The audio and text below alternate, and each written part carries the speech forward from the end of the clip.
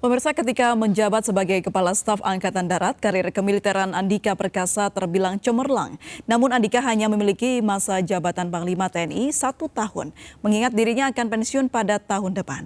Berikut perjalanan karir Jenderal Andika Perkasa hingga akhirnya menjadi Panglima TNI pilihan Presiden.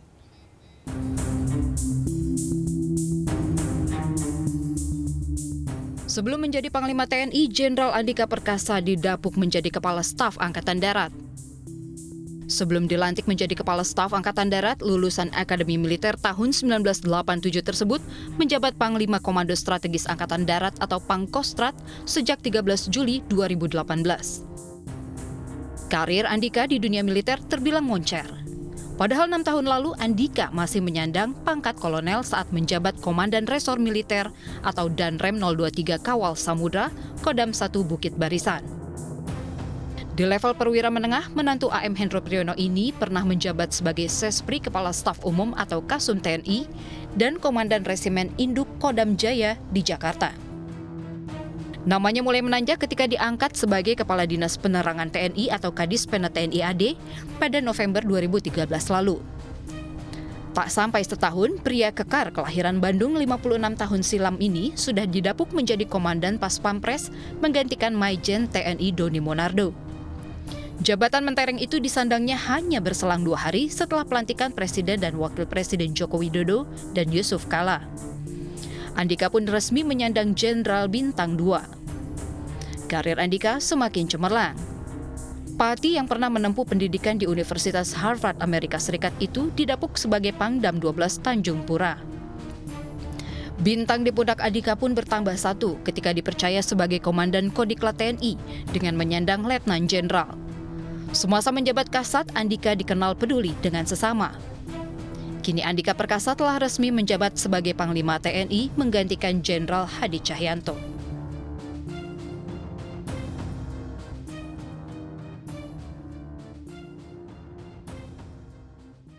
Nah, Panglima TNI baru harus bisa memastikan proses modernisasi alutsista yang tertatih-tatih menjadi lebih baik. Kesejahteraan prajurit harus dijamin sepenuhnya. Proses reformasi TNI seperti reformasi peradilan militer harus dilakukan. Praktek-praktek budaya penyimpangan di dalam internal TNI bisa diungkap oleh Panglima TNI baru, sehingga Panglima TNI baru diharapkan dapat membangun proses transformasi dan reformasi TNI yang jauh lebih baik. Panglima TNI baru harus bisa memastikan proses alutsista yang tertatih-tatih menjadi lebih baik. Meski masa jabatannya relatif singkat, yakni 13 bulan, namun bukan halangan untuk menyelesaikan pekerjaan rumah yang sudah menantinya selepas kepemimpinan Marsikal Hadi Cahyanto. Tim Liputan iNews melaporkan.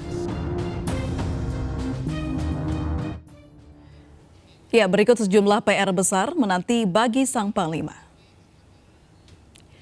Ya, sejumlah PR besar menanti Andika Perkasa, mulai dari modernisasi alutsista hingga kesejahteraan prajurit.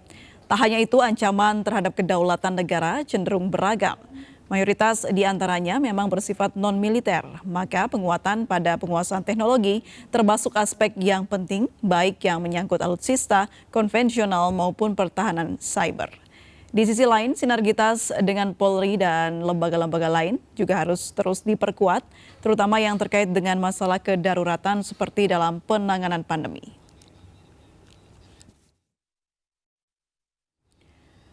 Ya, sejumlah PR besar menanti Andika Perkasa mulai dari modernisasi alutsista hingga kesejahteraan prajurit. Dan untuk membahas ini, kita telah terhubung dengan Ibu Susaning Tias Kertopati, pakar pertahanan, keamanan, dan intelijen. Selamat sore, Assalamualaikum Bu Nuning.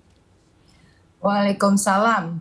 Baik, April. Bu Nuning, akhirnya nih ya, Panglima yang baru sudah dilantik, Jenderal Andika Perkasa hari ini sudah resmi menjadi Panglima TNI.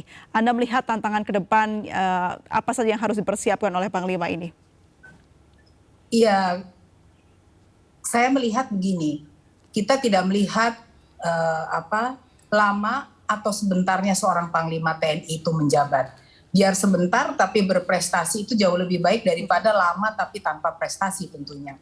Dari visi dan misi yang sudah disampaikan oleh Panglima TNI baru yaitu Jenderal Andika Perkasa, di Komisi 1 DPR kita boleh berharap banyak. Jadi seperti halnya perbaikan hubungan ya, juga interoperabilitas dengan 3 matra yang ada, lalu kemudian institusi-institusi terkait yang ada, khususnya dengan Kemenhan, itu juga menjadi satu atensi dari Jenderal Andika Perkasa. Lalu kemudian penekanan kepada sistem cyber, lalu OMP, OMSP, dan juga interoperabilitas serta pembangunan SDM TNI melalui pendidikan dan latihan itu juga menjadi perhatian dari Jenderal Andika Perkasa.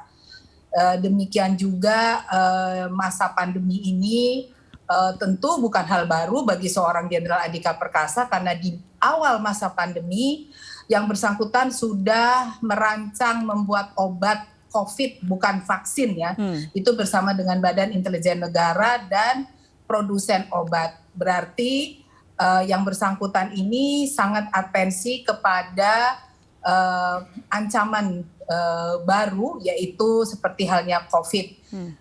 Kiranya kita mengetahui bahwa peperangan sekarang ini kan yang akan kita hadapi adalah perang hibrid, perang hibrida. Di sini ada militer dan non-militer. Dalam non-militer ada perang nuklir, nuklir, biologi, dan kimia.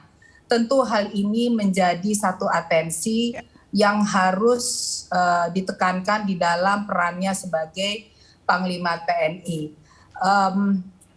Juga bagaimana Panglima TNI yang baru ini bukan hanya memperbaiki struktur alutsista yang ada, tetapi juga berkaitan dengan kebutuhan organisasi TNI yang juga perlu dibenahi.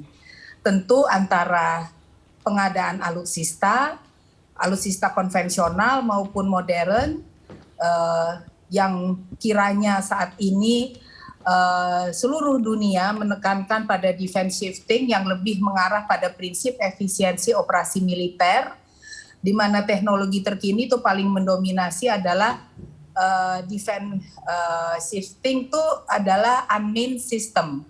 Jadi memang dalam hal ini penguatan cyber itu sesuai dengan visi misinya suatu hal yang penting untuk diatensi. Dalam 13 bulan cukup ya Bu ya untuk mewujudkan itu?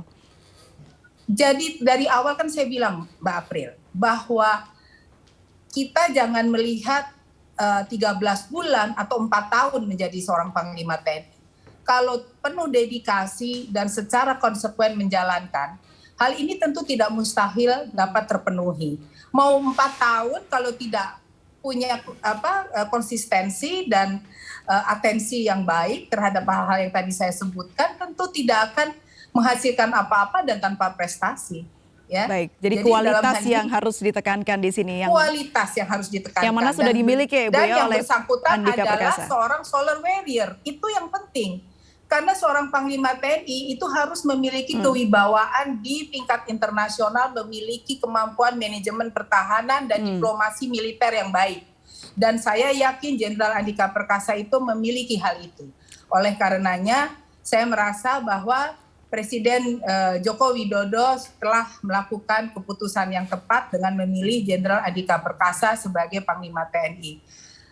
Profisiat untuk dilantiknya Jenderal Andika Perkasa tadi oleh Presiden. Oke, aspek-aspek yang dibutuhkan, kewibawaan serta manajemen yang baik sudah dipunyai oleh Jenderal Andika Perkasa begitu. Kalau kita boleh kalau boleh saya tambahkan juga pemilihan alutsista harus tepat guna Mbak April. Oke, karena alutsista itu bukan hanya maunya pembelian. Maaf ya, saya harus katakan kan di Indonesia itu dikenal dengan brokerage.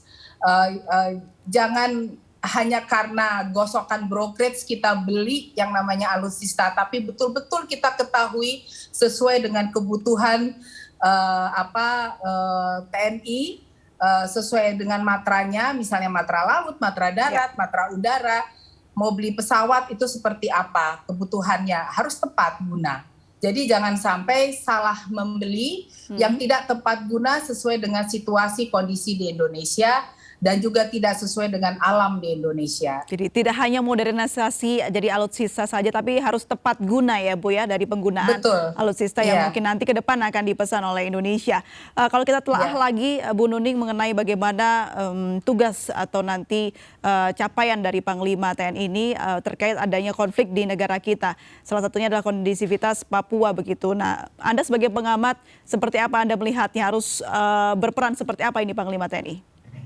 Sudah disampaikan di dalam visi misinya bahwa Jenderal Andika Perkasa menyebutkan TNI adalah kita, supaya masyarakat juga merasa kehadiran TNI itu adalah sebagai penjaga bagi NKRI. Demikian pula dengan bukan hanya Papua tetapi juga di daerah-daerah perbatasan, juga di Aceh, di Sangir, di Maluku, di daerah-daerah konflik yang lain. Dan juga Laut Cina Selatan ya Bu ya?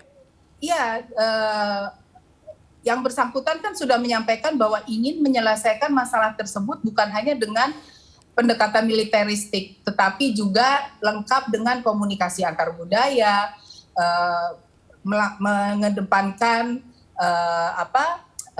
kognitif ya, sehingga pendekatan-pendekatan kognitif dan pendekatan yang lebih manusiawi itu dapat dilakukan dengan baik. Karena memang kalau kita bicara masalah Papua, di sana itu kan begitu banyak adat ya. Jadi memang lembaga adat sendiri itu banyak. Jadi oleh karenanya pendekatan-pendekatan itu tidak hanya bisa secara militeristik. Itu saya sangat setuju sekali Mbak April. Baik, nah tadi PR-PR yang akan dilaksanakan oleh Jenderal TNI. Juga radikalisme ya. Radikalisme juga kita tidak bisa semata-mata gerabak gerubuk menyelesaikannya, itu juga harus tahu embrionya mengapa menjadi radikal, lalu pendekatan-pendekatannya harus kenal baik, juga hubungan baik, komunikasi yang baik dengan para tokoh agama, masyarakat, pemuda dan lain sebagainya. Baik, jadi Ibu terakhir segala sesuatunya dapat terselesaikan dengan baik. Baik, Ibu terakhir mengenai wacana perpanjangan masa jabatan Jenderal Andika, ada komentar? Ya, saya sedikit komentar karena memang hal itu bukan tidak mungkin, tetapi memang harus dikeluarkan regulasi ya, dan itu panjang untuk mendapatkan hal itu. Tetapi kalau memang Presiden merasa masih membutuhkan Jenderal Andika Perkasa mendampingi beliau sebagai Panglima TNI untuk menjaga kedaulatan NKRI, tentu bukan hal yang tidak mungkin Presiden mengajukan itu kepada DPR. Baik, terima kasih Ibu Susaning Tias Kertoparti, pengamat pertahanan, keamanan, dan intelijen sudah bergabung dan berbincang bersama kami di MNC News. Salam sehat selalu Ibu, sehat selalu, selamat sore. Pemirsa, Jenderal Andika Perkasa berulang kali membuat gebrakan sepanjang karirnya menjadi Kasat. Dari menghapus tes keperawanan hingga membantu perubahan status kelamin mantan atlet voli Aprilia Menganang.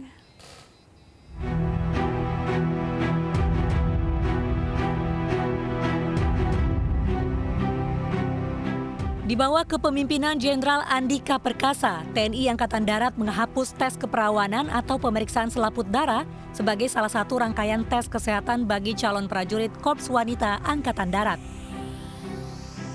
Menurut Kasat, penghapusan tes keperawanan untuk memperbaiki proses rekrutmen. Penghapusan tes keperawanan mendapat apresiasi dari sejumlah pihak termasuk aktivis hak perempuan. Andika juga punya peran dalam perubahan status kelamin mantan atlet voli wanita Aprilia Menganang dari perempuan menjadi lelaki. Aprilia sejak kecil dinyatakan perempuan, namun setelah pemeriksaan medis mendalam diketahui berjenis kelamin pria yang mengalami kelainan medis. Andika membantu menyediakan tim dokter RSPAD untuk operasi bedah korektif Aprilia. Setelah mengikuti sidang, prajurit berpangkat Serda itu akhirnya sah jadi pria dengan nama baru Aprilio Perkasa Menganang. Sebelumnya, Andika juga menunjukkan ketegasan dengan pasang badan untuk calon taruna warga keturunan Enzo Zenz Ali yang diduga terpapar radikalisme. Enzo awalnya mencuri perhatian publik dan menjadi viral lantaran ngobrol dengan bahasa Perancis bersama Panglima TNI Marsikal Hadi Cahyanto.